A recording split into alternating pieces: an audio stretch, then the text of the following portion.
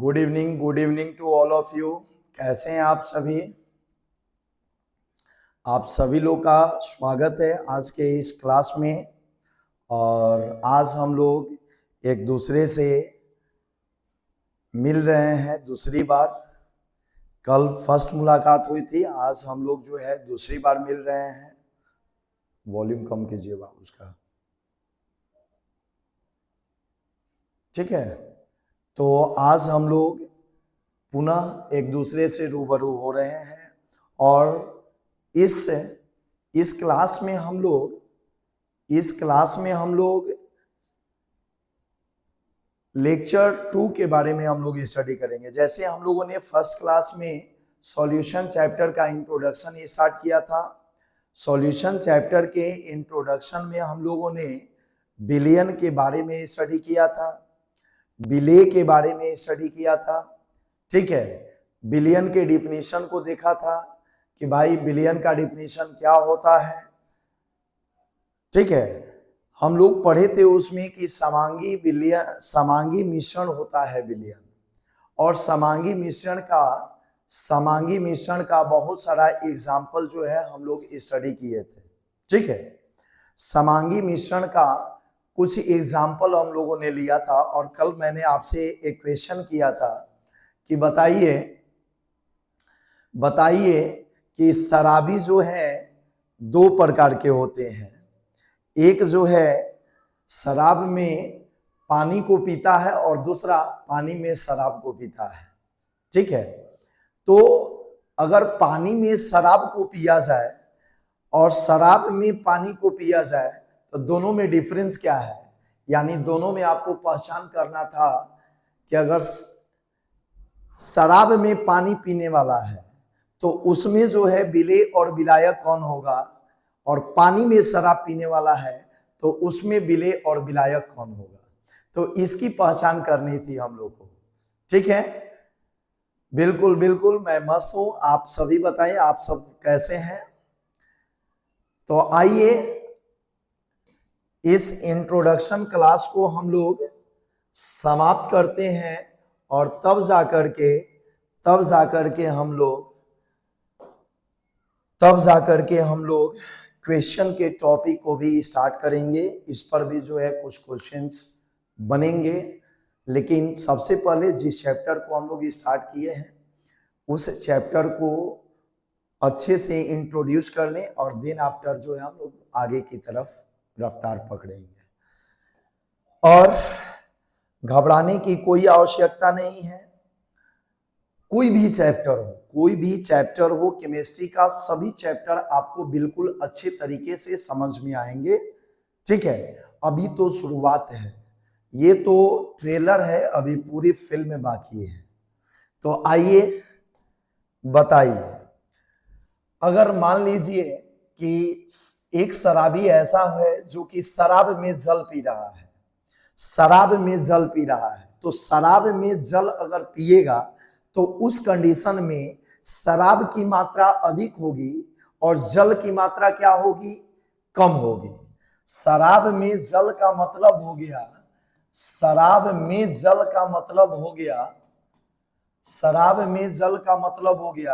कि शराब अधिक मात्रा में है और जल कम मात्रा में है। शराब अधिक मात्रा में है और जल की कम मात्रा में है, ठीक है। अब दोनों जो है किस अवस्था में है, शराब भी आपका जो है द्रव अवस्था में है, और जल भी किस अवस्था में है, द्रव अवस्था में है। जल भी जो है वो द्रव अवस्था में है, ठीक है।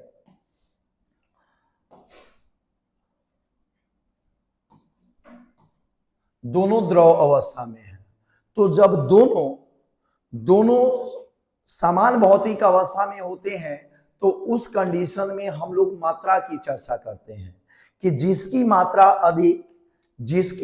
अधिक वो जो है विलायक होगा और जिसकी मात्रा कम होगी वो विलेय होगा।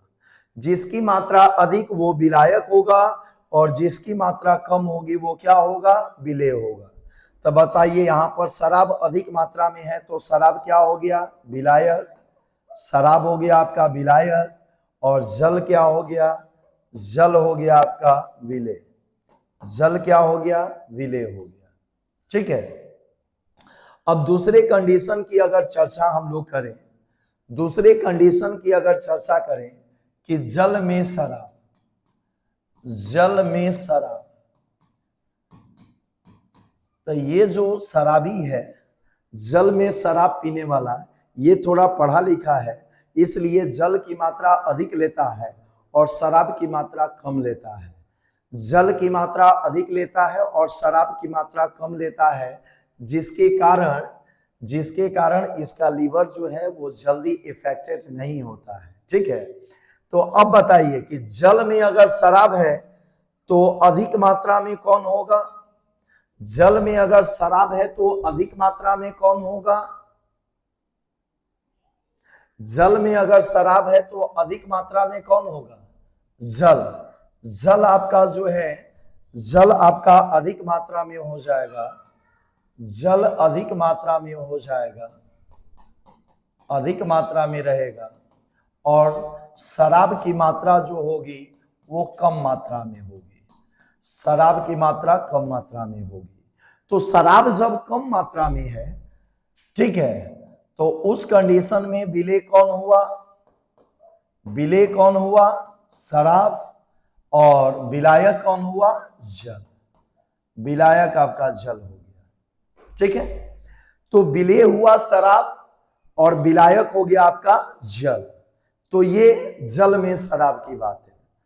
तो ये अगर दोनों समान अवस्था में रहे, दोनों अगर समान अवस्था में रहे, अगर अवयव समान अवस्था में रहे, ठीक है, तो उस कंडीशन में जिसकी मात्रा अधिक होती है वह विलायक होता है और जिसकी मात्रा कम होती है वो क्या होता है? विलेय होता है।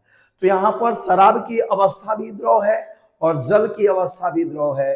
तो इस कंडीशन में कोई ज्यादा दिमाग नहीं लगाना है, बस केवल मात्रा का ध्यान रखना है कि मात्रा किसकी अधिक, जिसकी मात्रा अधिक वो जो है विलायक हो गया और जिसकी मात्रा कम वो क्या हो गया? विलेय हो गया। ठीक है।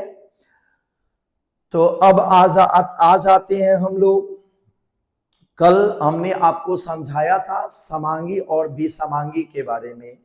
ठीक है। समांगी विलयन में सभी आ जाते हैं, जैसे आपका जल में शराब हो गया, या जल में किसी भी अल्कोहल को घोल दीजिए, जल में शराब हो गया, या जल में आप किसी भी अल्कोहल को घोल दीजिए, कोई भी अल्कोहल हो। शराब का फॉर्मूला क्या होता है बउआ? शराब का फॉर्मूला होता है C2H5OH। शराब का फॉर्मूला क्या होता है? C2H5OH। ठीक है। C2H5OH शराब का फॉर्मूला होता है, जिसे हम लोग एथेनॉल कहते हैं। शराब का रासायनिक नाम क्या होता है? एथेनॉल होता है। ठीक है। शराब का रासायनिक नाम एथेनॉल होता है। ठीक है। तो हम लोग H2O में जो भी घुलने वाला अल्कोहल होता है, अगर उसको घोल देंगे तो वो समांगी मिश्रण बनेगा।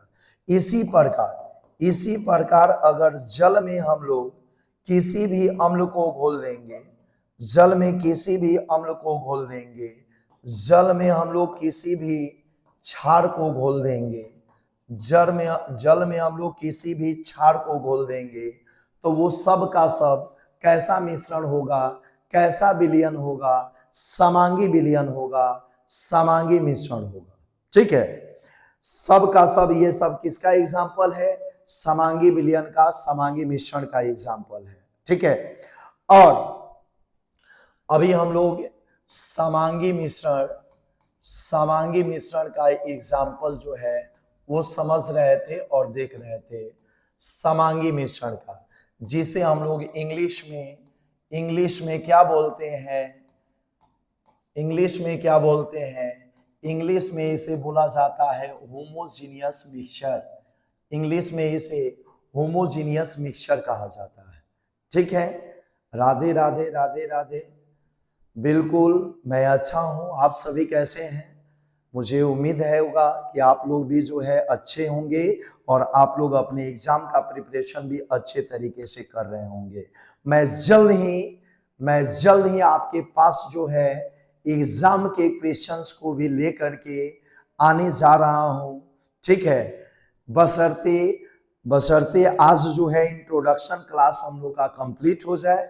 तो आइए, समांगी मिश्रण, होमोजेनियस मिक्सचर का ये सब एग्जाम्पल था कि अगर जल में घुलने वाला जो भी अल्कोहल होगा उसको घोल देंगे तो वो समांगी मिश्रण बनेगा। जल में अगर किसी अम्ल को घोल देते हैं तो वो भी मिश्रण कैसा होगा? समांगी मिश्रण होगा। जल में किसी क्षार को घोल देते हैं तो वो भी मिश्रण कैसा होगा? समांगी मिश्रण होगा। अगर जल में हम लोग किसी लवण को घोल देते हैं, यानी H2O में अम्ल, क्षार, लवण, अल्कोहल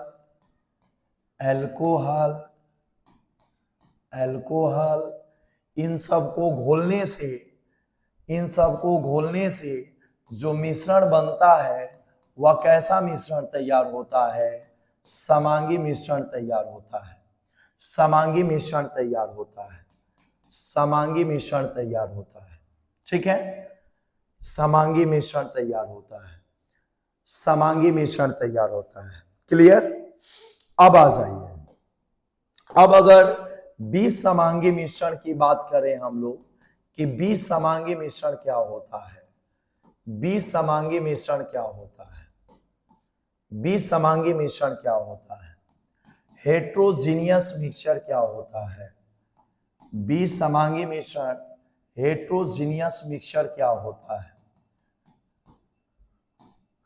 बीसमांगी मिश्रण हेट्रोजीनियस मिक्सचर क्या होता है, ठीक है।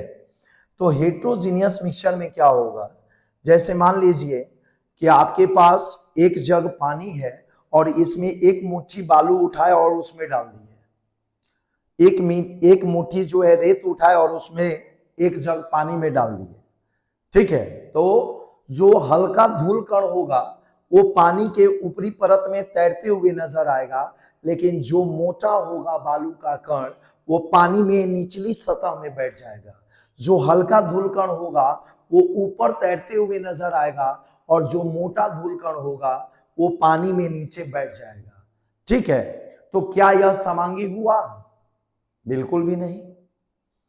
अरे भाई, समांगी का मतलब है कि एक पदार्थ दूसरे पदार्थ के संपूर्ण भाग में ऊपर से लेकर के नीचे तक, ऊपरी परत में, बीचे वाली परत में, नीचे वाली परत में, संपूर्ण भाग में समान मात्रा में उपस्थित रहे तो उसे हम लोग समांगी मिश्रण कहते हैं। लेकिन यहां पर क्या है कि हल्का जो धूल कण है वो ऊपर में रहेगा, मोटा बालू का कण नीचे में बैठ जाएगा।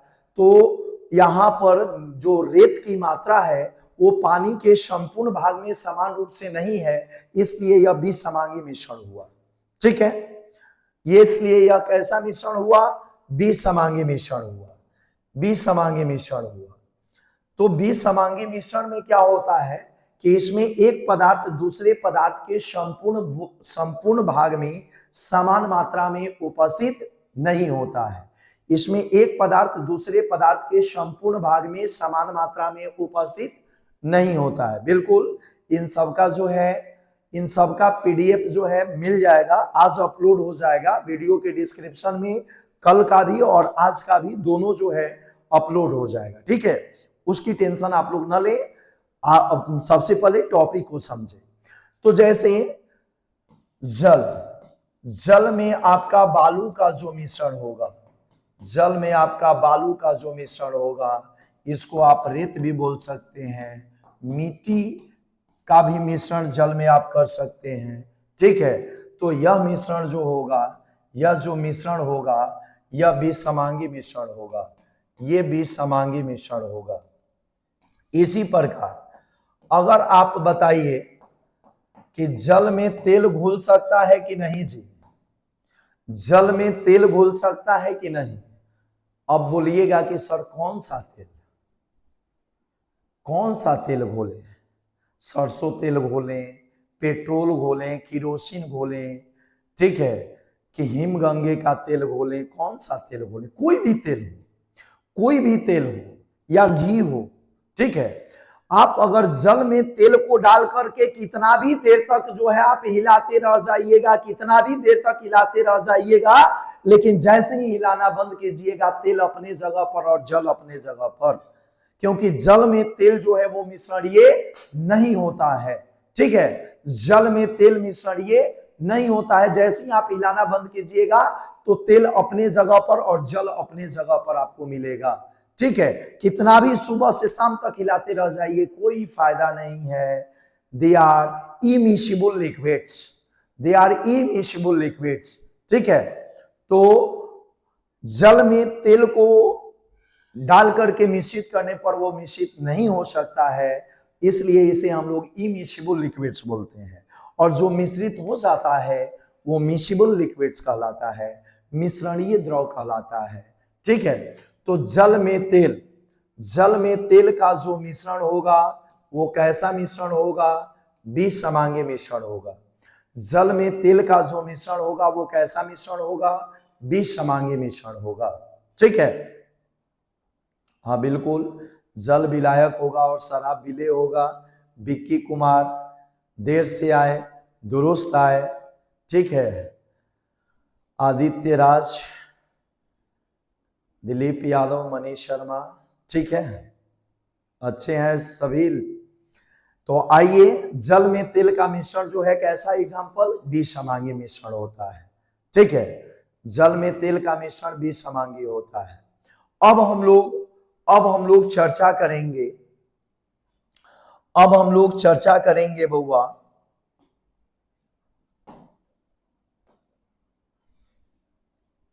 विलेय और विलायक को समझने के बाद विलयन के वर्गीकरण, विलयन का वर्गीकरण,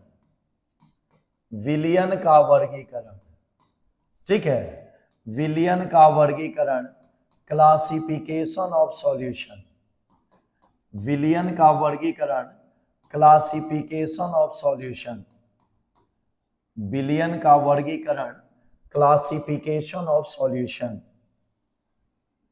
क्लासिफिकेशन ऑफ सॉल्यूशन, सॉल्यूशन का क्लासिफिकेशन,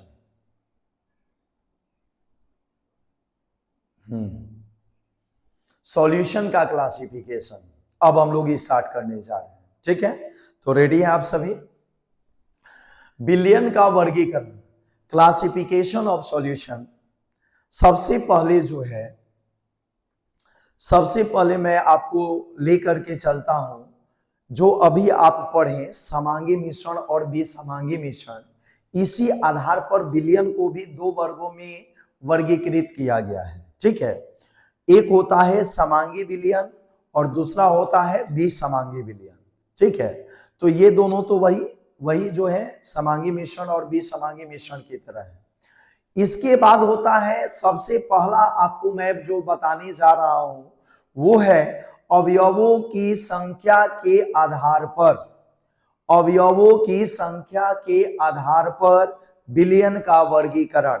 जो पहला टॉपिक होगा हम लोग का, जो पहला टॉपिक होगा विलयन के वर्गीकरण का, वो होगा हम लोग का अवयवों की संख्या के आधार पर, अवयवों की संख्या के आधार पर, अवयव को घटक भी आप बोल सकते हैं, अवयव को घटक भी बोल सकते हैं, ठीक है, जिसे हम लोग इंग्लिश में कंपोनेंट बोलते हैं। तो अवयवों की संख्या के आधार पर विलयन को कितने वर्गों में बांटा गया है इसका हम लोग देखेंगे। तो अवयवों की संख्या के आधार पर विलयन का वर्गीकरण, यानी classification of solution, classification of solution, classification of solution, classification of solution on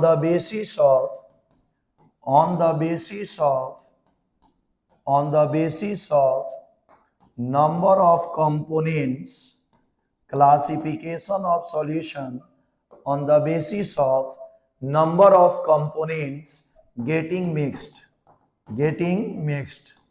classification of solution on the basis of number of component getting mixed, यानी कितने कंपोनेंट को मिक्स करके सॉल्यूशन प्रिपेयर किया गया है, इसके आधार पर जो है विलयन का वर्गीकरण, कितने कंपोनेंट को, कितने अवयव को मिश्रित करके विलयन का वर्गीकरण किया गया है, इसके आधार पर विलयन का वर्गीकरण, अवयवों की संख्या के आधार पर विलयन का वर्गीकरण।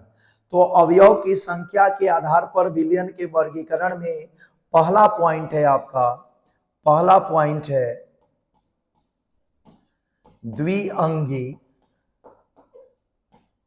द्विअंगी, जिसे हम लोग द्विअवयवी विलयन भी बोलते हैं, द्विअंगी या जिसे हम लोग द्विअवयवी विलयन भी बोलते हैं। बाइनरी सॉल्यूशन, इंग्लिश में बाइनरी सॉल्यूशन बोलते हैं। द्विअंगी या द्विअवयवी विलयन को बाइनरी सॉल्यूशन बोलते हैं, बाइनरी सॉल्यूशन बोलते हैं। ठीक है, द्विअंगी या द्विअवयवी विलयन को कैसा विलयन बोलते हैं? बाइनरी सॉल्यूशन बोलते हैं। ठीक है, तो यह कहते किसको है? तो वैसा विलयन जिसमें केवल दो अवयव होते हैं, वैसा विलयन जिसमें केवल दो अवयव होते हैं, वैसे विलयन को द्विअंगी या द्विअवयवी विलयन कहते हैं। वैसे विलयन को हम लोग क्या कहते हैं? द्विअंगी या द्विअवयवी विलयन कहते हैं। ठीक है, तो वैसा विलयन जिसमें दो अवयव उपस्थित होते हैं, दो अवयव उपस्थित होते हैं, एक विलेय होता है और एक विलायक होता है। ठीक है, ठीक है, एक विलेय होता है और एक विलायक होता है। तो वैसे विलयन को हम लोग द्विअंगी या द्विअवयवी विलयन कहते हैं। आप लोग जो है लाइव सेशन को थोड़ा सा और आगे बढ़ा लीजिए, बिल्कुल। और इनऑर्गेनिक भी जो है चलेगा, फिजिकल भी चलेगा, ऑर्गेनिक भी चलेगा। ठीक है, मैं आपसे पुनः एक बार जो है इस बात को रिपीट कर रहा हूं कि सब चीज चलेगा, आप बिल्कुल मत परेशान होइए।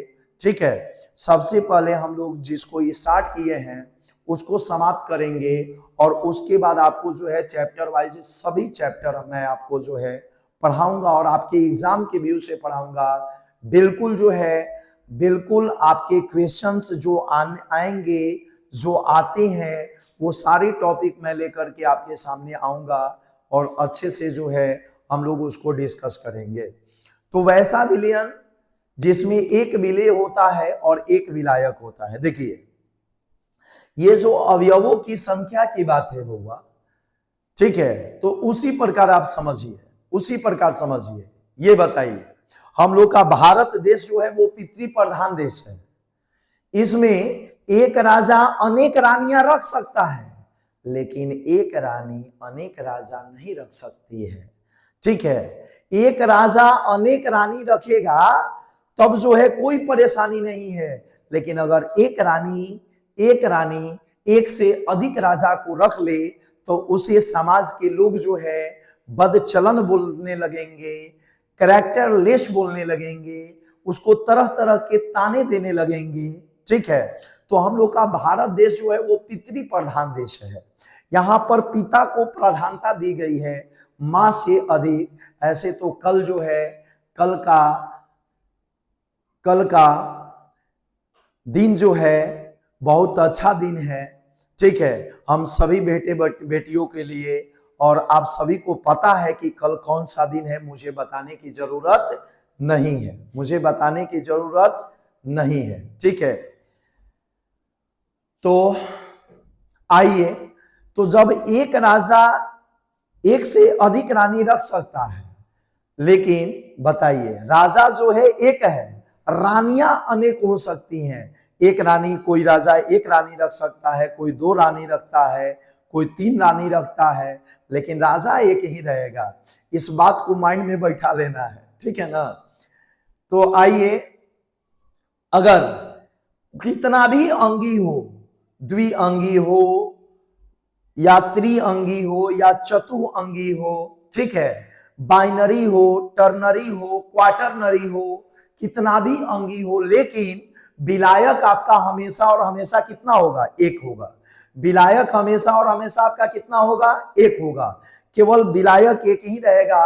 विलेय की संख्या पर निर्भर करता है कि वो एक है कि दो है कि तीन है। अगर एक विलायक के साथ एक विलेय है तो द्विअंगी, एक विलायक के साथ दो विलेय है तो त्रिअंगी, और एक विलायक के साथ तीन विलेय है तो चतुअंगी, ठीक है। इससे आगे की अगर संख्या बढ़ती है तो उसे हम लोग बहुअंगी विलयन बोलते हैं, पोलिनरी सॉल्यूशन बोलते हैं। तो चलिए आपके सामने हम प्रस्तुत करते हैं।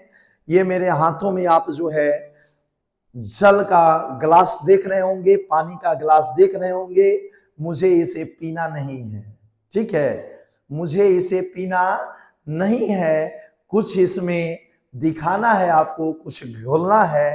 तो आइए मैं आपको जो है दिखा रहा हूं, ठीक है।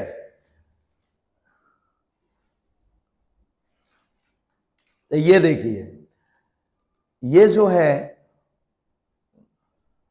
शुगर नहीं, शुगर, ये जो है पानी है, और पानी में जो है मैं ये शुगर लिया और शुगर को इसमें जो है डाल करके और पूरे अच्छे से इसको घुला दिया। मैंने शुगर को डाल करके घुला दिया, शुगर को डाल करके इसमें अब मैंने पूरे अच्छे से इसको घुला दिया, ठीक है। तो बताइए, जब ये मेरा शरबत तैयार हुआ, शुगर को डाल करके हमने पूरे अच्छे से इसको घुला दिया, तो ये मेरा जो शरबत तैयार हुआ, यह शरबत जो है, यह शरबत जो है केवल मीठा लगेगा क्योंकि इसमें हमने चीनी को ऐड किया है, चीनी को ऐड किया। अब इसमें दो चीज है, जो घुल गया जो पिला गया, इसमें चीनी दिखाई नहीं दे रहा है, जो घुल गया जो पिला गया उसे हम लोग घुल्ले बोलेंगे, विलेय बोलेंगे, सॉलिड बोलेंगे, ठीक है। विलेय बोलेंगे, घुल्ले बोलेंगे, सॉलिड बोलेंगे। लेकिन जो दिखाई दे रहा है, जैसे जल दिखाई दे रहा है, तो जल जो है वो विलायक कहलाएगा। तो इस विलयन में दो अवयव हैं, एक चीनी जो घुल गया, हमें जो है इसमें दिखाई नहीं दे रहा है, वो बिला गया, वो विलेय है, घुल्य है, सॉलिड है। और जो दिखाई दे रहा है वो जल है, सॉल्वेंट है, ठीक है, विलायक है, ठीक है, घोलक है। तो जो घोलता है वो घोलक कहलाता है, जो घोलता है वो घोलक कहलाता है, जो बिलवा देता है वो विलायक कहलाता है, ठीक है।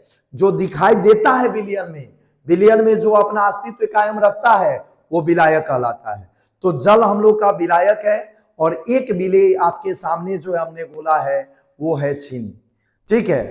तो एक विलेय हो गया और एक विलायक हो गया। तो यह कितना अंगी है, इस विलयन में कितने अवयव हैं, दो अवयव हैं, एक पानी और दूसरा चीनी। चीनी हो गया विलेय और पानी हो गया विलायक। तो वैसा विलयन जिसमें केवल दो अवयव रहते हैं उसे हम लोग द्विअंगी या द्विअवयवी विलयन कहते हैं, ठीक है।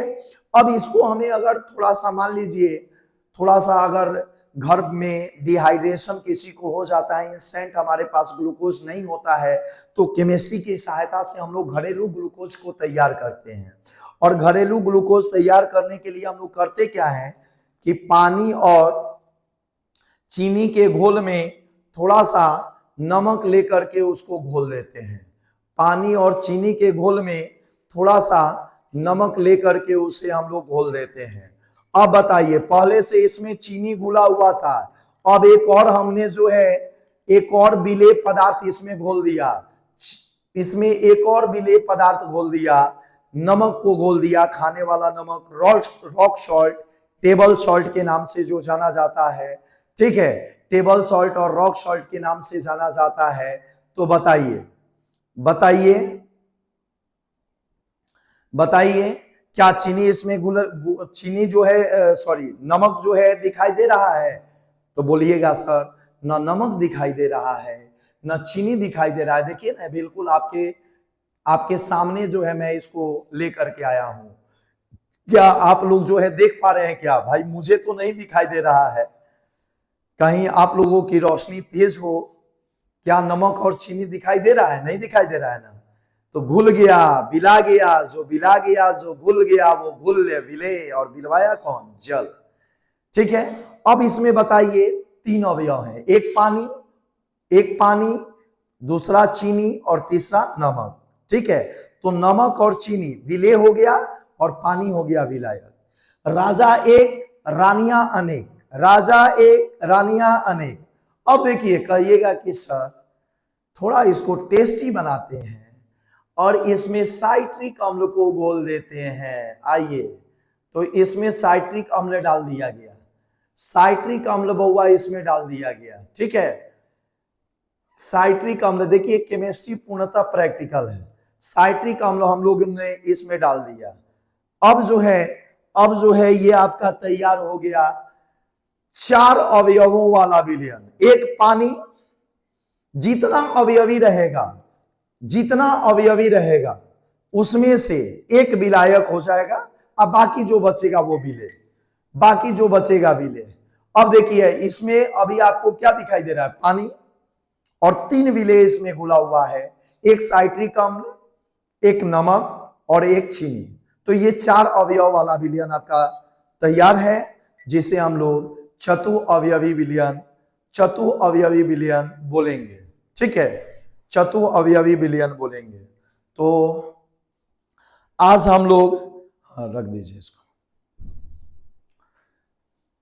आइए डिस्कस करते हैं द्विअंगी या द्विअवयवी विलयन। तो आइए इसका परिभाषा हम लोग नोट करते हैं, किसे कहते हैं जी? तो वैसा विलयन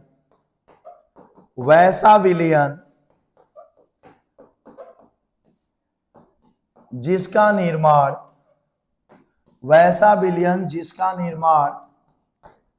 दो अवयवों से होता है, वैसा विलयन जिसका निर्माण दो अवयवों से होता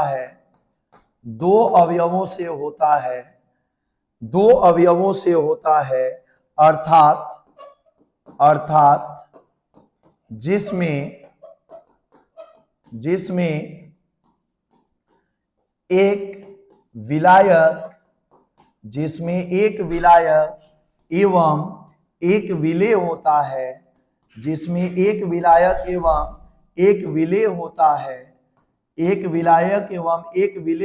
है, कौमा द्विअंगी या द्विअवयवी विलयन कहलाता है। कैसा विलयन कहलाता है? द्विअंगी या द्विअवयवी विलयन कहलाता है। तो वैसा विलयन जिसमें दो अवयव, एक विलायक और एक विलेय होता है, द्विअंगी या द्विअवयवी विलयन कहलाता है। ठीक है। तो जितना भी अंगी होगा उसमें से एक विलायक और बाकी जो बचेगा वो विलेय। ये चीज क्लियर? एक विलायक और बाकी जो बचेगा वो विलेय होगा। ठीक है। हाँ, बिल्कुल जो है हम आप लोग का साथ देंगे। और सिस्टम आप हिलाइए, हिलाना सिस्टम आपको है, मेरा जो है पूरा का पूरा साथ रहेगा, इसमें थोड़ी सी भी कमी नहीं मिलेगी। हिलाइए सिस्टम। ठीक है। तो आ जाइए, अब द्विअंगी या द्विअवयवी का एग्जाम्पल हम लोग ले लेते हैं।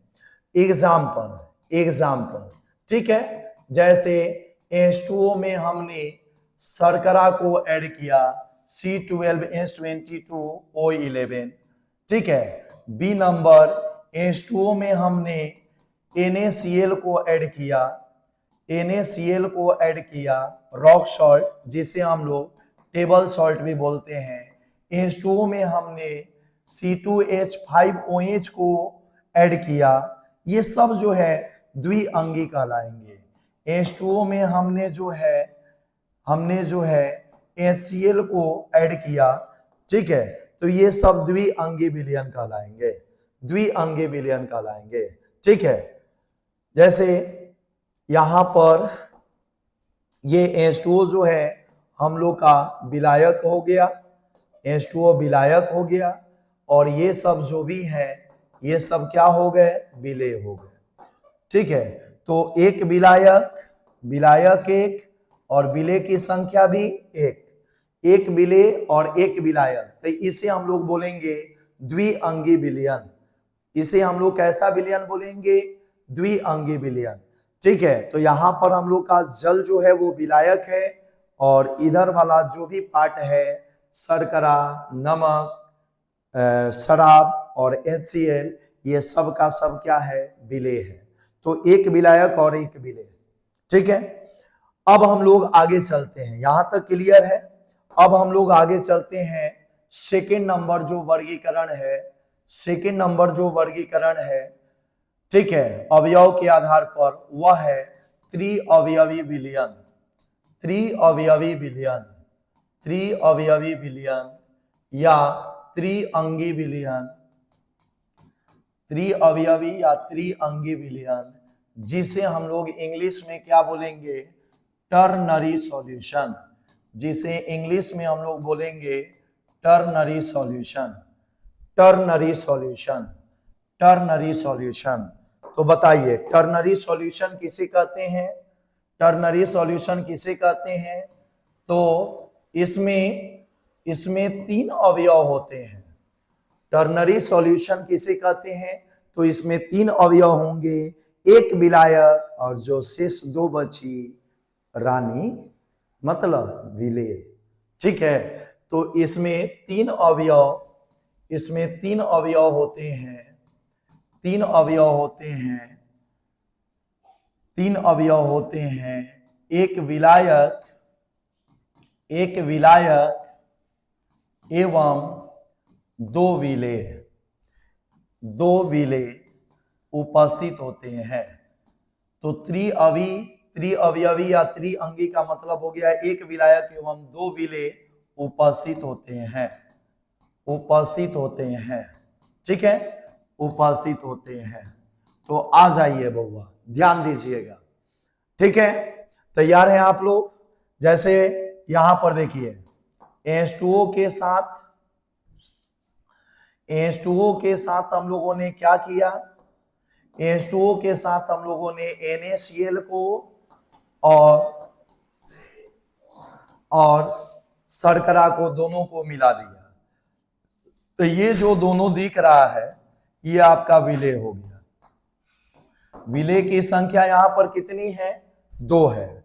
और H2O जो दिख रहा है आपका, ये क्या हो गया? विलायक हो गया। H2O जो दिख रहा है वो क्या हो गया? विलायक हो गया।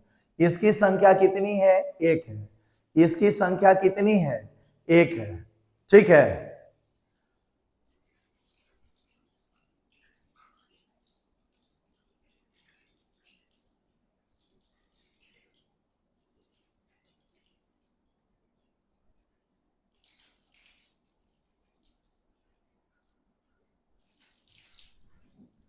ठीक है।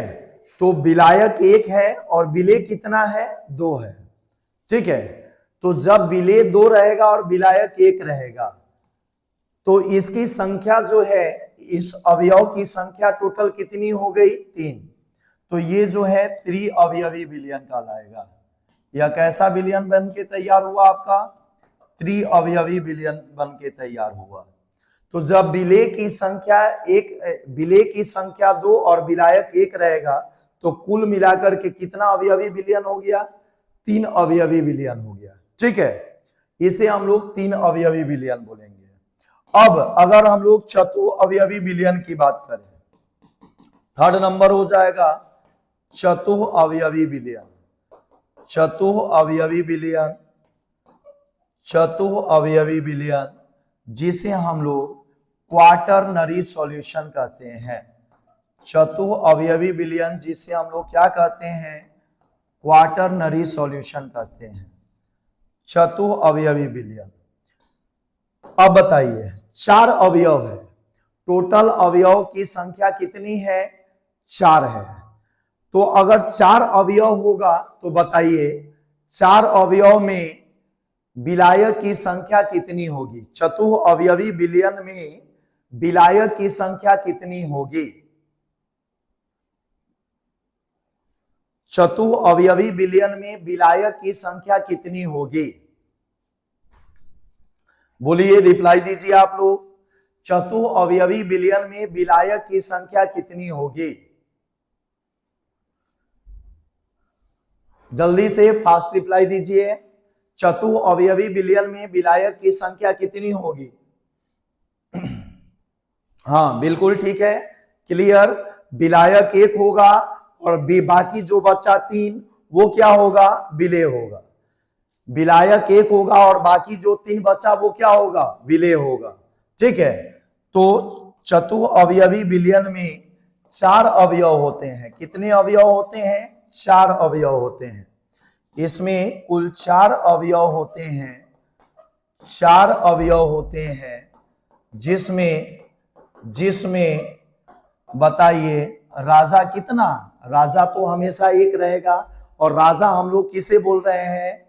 राजा हम लोग किसे बोल रहे हैं यहाँ पर? विलायक को। और रानी किसे बोल रहे हैं? विलेय को। तो राजा 1, रानियां जो है वो बढ़ते चले जाएंगी। ठीक है, तो इसलिए अवयवी की संख्या बढ़ती चली जाती है। तो इसमें 4 अवयव होते हैं जिसमें एक विलायक एवं 3 विलेय, 1 विलायक एवं 3 विलेय उपस्थित होते हैं।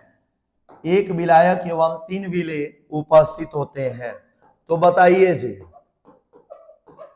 बताइए एग्जाम्पल। अभी हम लोगों ने क्या किया था? जल लिया था और जल में जो है नमक को मिला दिया था, शर्करा को मिला दिया था और थोड़ा सा इसे टेस्टी बनाने के लिए हम लोगों ने नींबू का रस यानी साइट्रिक अम्ल भी मिला दिया था। ठीक है, तो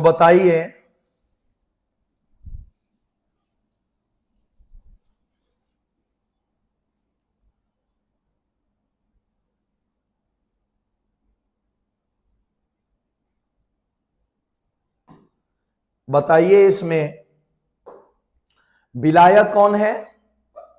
जल जो है वो आपका विलायक हो गया। जल जो हो गया वो क्या हो गया? विलायक हो गया। ठीक है, और बाकी ये सब जो बचा ये क्या होगा? विलेय कहलाएगा। ये सब जो बचा वो सब क्या कहलाएगा? विलेय कहलाएगा। ठीक है, हाँ बिल्कुल सही। सॉल्वेंट 1 और सॉल्यूट 3। ठीक है, बिल्कुल सही है। विलायक 1 होगा और विलेय की संख्या यहाँ पर कितनी है? 3 है। तो 1 विलायक और 3 विलेय उपस्थित रहेगा। तो इसे हम लोग कैसा विलयन बोलेंगे? चतुर्विलयन। तो जितना भी अवयवी पूछेगा उसमें से 1 जो होगा वो विलायक, बाकी जो बचेगा वो विलेय की संख्या हो जाएगी। ठीक है, अब आ जाइए नेक्स्ट सेकेंड नंबर जो होता है वो होता है जलीय विलयन और अजलीय विलयन। जलीय विलयन एवं अजलीय विलयन। जलीय विलयन एवं अजलीय विलयन। ठीक है, जलीय विलयन एवं अजलीय विलयन। जलीय विलयन को हम लोग इंग्लिश में बोलते हैं एक्वस सॉल्यूशन और अजलीय विलयन को बोलते हैं non aqueous solution. Aqueous solution and non aqueous solution, जलीय विलयन और अजलीय विलयन। ठीक है, जलीय विलयन और अजलीय विलयन। तो नाम से ही क्लियर है कि जिस विलयन में विलायक जल रहेगा, जिस विलयन में विलायक जल रहेगा, ठीक है, उसे हम लोग जलीय विलयन बोलेंगे। और जिस विलयन में विलायक जल नहीं रहेगा उसे हम लोग अजलीय विलयन बोलेंगे। ठीक है, जिस विलयन में विलायक जल रहेगा वो जलीय विलयन कहलाएगा और जिस विलयन में विलायक जल नहीं रहेगा वो कैसा विलयन कहलाएगा? जिस विलयन में विलायक जल रहेगा वो जलीय विलयन और जिसमें विलायक जल नहीं रहेगा वो कैसा विलयन? अजलीय विलयन। तो ये नाम से क्लियर है। ठीक है, तो वैसा विलयन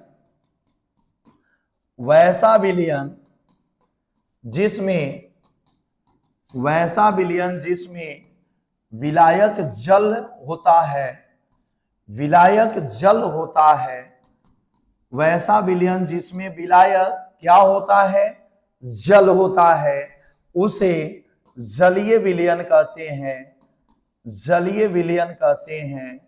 ठीक है, जलीय विलयन कहते हैं। और जिसमें विलायक जल के अलावा दूसरा अगर कोई पदार्थ होता है उसे हम लोग अजलीय विलयन कहते हैं। वैसा विलयन जिसमें विलायक जल होता है उसे जलीय विलयन कहते हैं। और जिसमें विलायक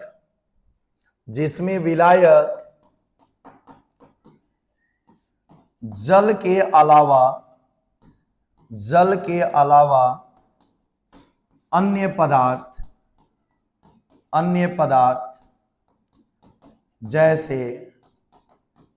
जैसे बेंजीन, ईथर, क्लोरोफॉर्म ETC उपस्थित होते हैं, उसे अजलीय विलयन कहते हैं। उसे कैसा विलयन कहते हैं, अजलीय विलयन कहते हैं।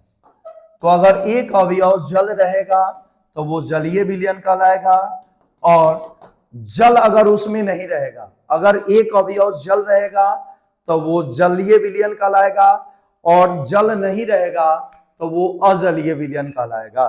ठीक है, अगर जल रहेगा तो वो जलीय विलयन, और जल नहीं रहेगा तो कैसा विलयन कहलाएगा, अजलीय विलयन कहलाएगा। ठीक है, तो अब हम लोग आज इतना ही पर एंड कर रहे हैं, और पुनः जो है हम लोग नेक्स्ट क्लास में मिलते हैं आगे के टॉपिक के साथ।